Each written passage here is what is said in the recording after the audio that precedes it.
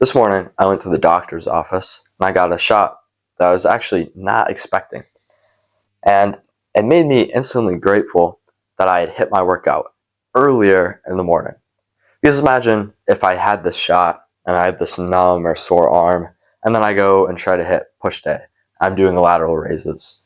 My right arm is going to be fine, but my left arm is not going to be so much. Imagine I'm doing overhead shoulder press, and this arm is, for some reason, 20% weaker because of the shot. My workout is basically going to be messed up.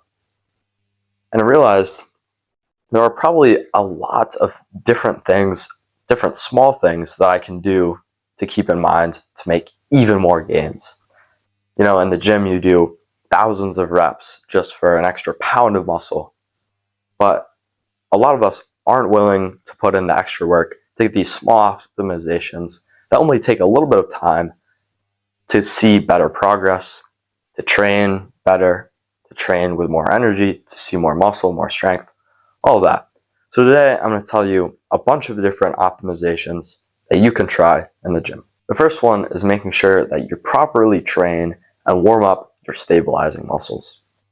When you're doing something like a heavy overhead dumbbell shoulder press, you may warm up with a certain weight and say you do 15, okay, you hit a few reps on that, then you move it up to 25, you hit a few reps on that, and then you hit your set, which is 40 or whatever it happens to be.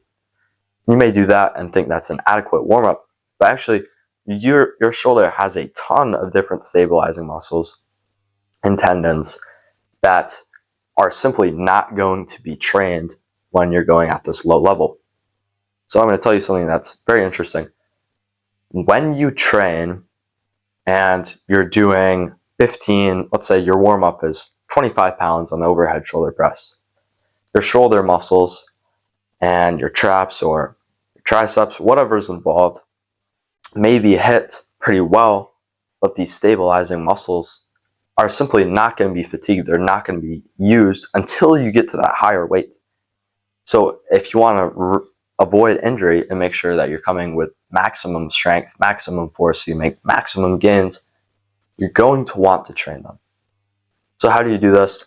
Personally, as a baseball player, I use something called J bands. I'll put them up on screen, but essentially these really help you to stretch out all of your tendons, and they're actually used for baseball players because when you're throwing, you're using a ton of these tendons and stabilizing muscles.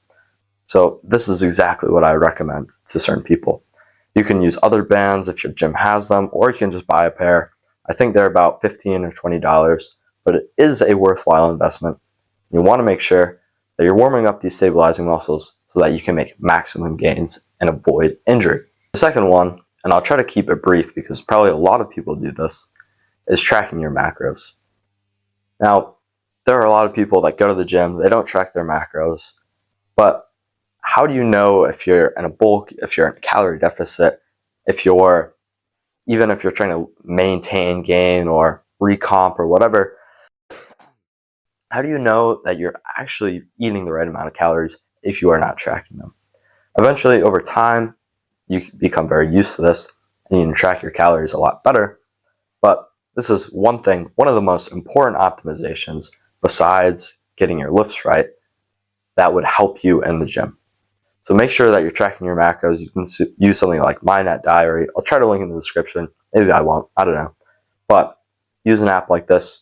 Track them. Takes an extra 5 minutes out of your day and gives you at least 20% more gains. The third optimization that I'll discuss, and I'll explain why it's very important, is to train one of your sets on any given exercise at least once every couple of workouts to failure.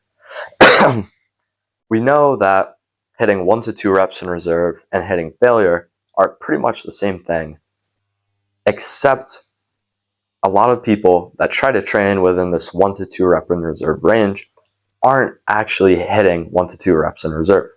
If you don't know what your failure is, how do you think you're going to hit very close to it? So you don't need to hit failure every single exercise, although I like to do that because it's fun and good mental training, and I'm just maximizing all my gains and still avoiding overtraining. I'm not too sore when I come into the next workout. So make sure that you're hitting every exercise every couple of weeks to failure so that you know what your failure point is. And then if you want, you can train 1 to 2 reps in reserve. And then the fourth optimization is to follow me for more tips like this. I post every single day at 9 p.m. Eastern time, and I'll catch you in the next one.